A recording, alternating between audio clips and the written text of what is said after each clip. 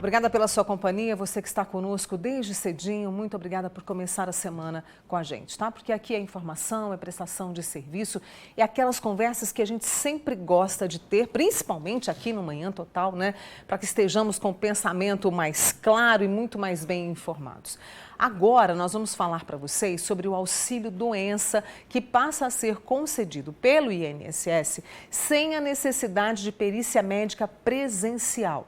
A medida é para tentar diminuir a fila de pessoas, né, que pediram principalmente o benefício. Eu estou recebendo aqui hoje a advogada em Direito Previdenciário, a Pabla Mendes, que está aqui conosco e que vai também responder as suas perguntas, por isso eu já deixo aqui os nossos canais.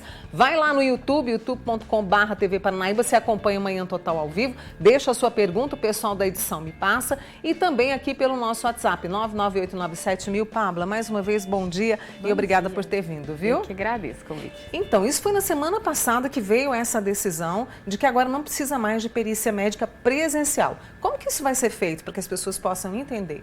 Então, na verdade, Mônica, é uma portaria, né, que foi editada em julho e na semana passada ela teve uma alteração, onde passou-se a também ser possível requerer o auxílio doença acidentário. Por quê?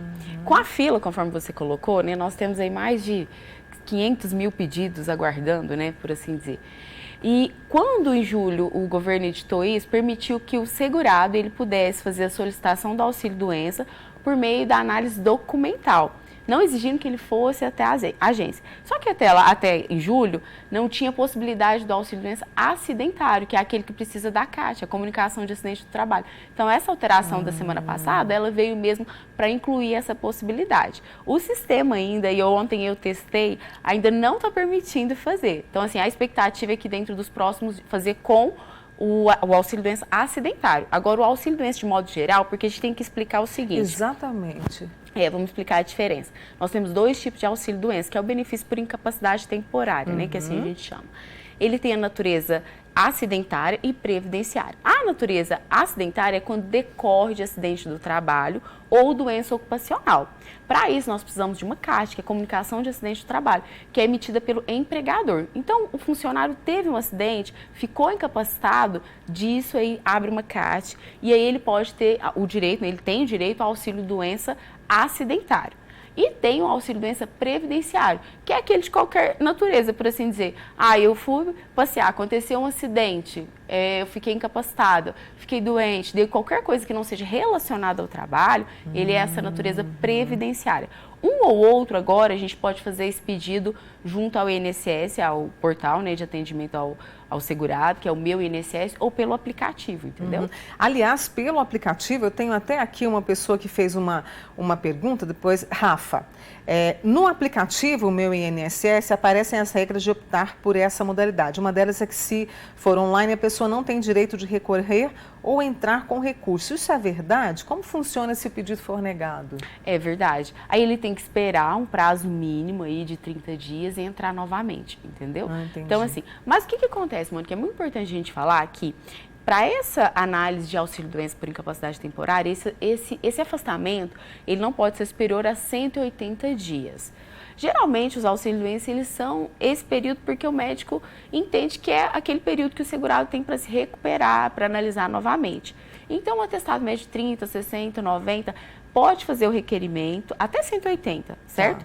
E aí, quando o segurado anexar lá no sistema, é importante verificar se o atestado tem o CID ou a descrição daquele diagnóstico, por quanto tempo ele vai ficar afastado e a partir de quando, a data de emissão, o médico colocar o carimbo dele com o CRM, identificação, anexar também, se for, por exemplo, algum problema que tem um exame ou ressonância, anexe também, porque facilita a análise dos peritos do INSS, porque o objetivo é o quê? O perito olhar o atestado, olhar os exames, realmente ele tem o direito. Se caso for necessário um complemento, aí o próprio INSS ele vai fazer uma exigência para que aquele segurado ele compareça e seja submetido à perícia médica. E todos esses laudos todos, como você está explicando para a gente, online, ali no gov.br, no Meu INSS, correto? Isso. Tudo isso vai ser anexado pelo segurado ou pelo empregador? Como Não. é que é esse caminho? Pelo segurado. Pelo O segurado ele pode contar com apoio, né, da empresa, mas é ele como cidadão, ele entra lá. Na verdade, ele pode fazer pelo 135, aí ele abre o chamado, o INSS ele vai criar a tarefa lá no sistema, ou ele pode fazer diretamente no aplicativo ou no site. Ele vai colocar lá auxílio doença, benefício por incapacidade, e aí vai clicando, vai colocando. É bem simples a forma de anexar os documentos, mas às vezes a pessoa que não tem acesso à internet precisa sim de uma pessoa para auxiliar. Tá? E esse, por exemplo, tudo certinho, né? Esse pedido, o benefício sai de quanto tempo? Ou vai depender também? Sai em quanto tempo? Já é imediato ou não, Pablo? Não. O INSS ele tem um prazo legal de analisar a documentação de auxílio-doença por até 60 dias. Entendi. Só que geralmente é em menos tempo. Outro dia, por exemplo, a gente fez o protocolo, 2 semanas já foi concedido com a análise documental. Ao tempo que se o segurado quiser agendar a perícia, às vezes vai ter perícia para daqui 30, 60 dias, entende? Então, assim, o INSS ele tem cumprido esses prazos. Quando é documental, eu tenho visto, que geralmente demora 10, 15 dias para ele poder analisar e já dar o parecer. Deixa eu trazer aqui uma pergunta de uma amiga nossa, a Patrícia, lá do Jaraguá. Ela falou, Mônica, pergunta para a doutora Pabla, e os autônomos, aqueles que pagam, né, o carnê do INSS? Como é que fica? Também tem direito, também normal. Ele também pode fazer o requerimento por meio do site lá do INSS, pelo aplicativo. Importante a gente falar, Mônica, que para ter direito ao auxílio-doença, o segurado ele precisa ter pelo menos 12 contribuições, que é o que a gente chama de carência, né? E aquela doença, ela tem que ser posterior àquelas 12 contribuições. Então, eu sempre digo assim, tive um diagnóstico agora, vou começar a contribuir, posso ter direito?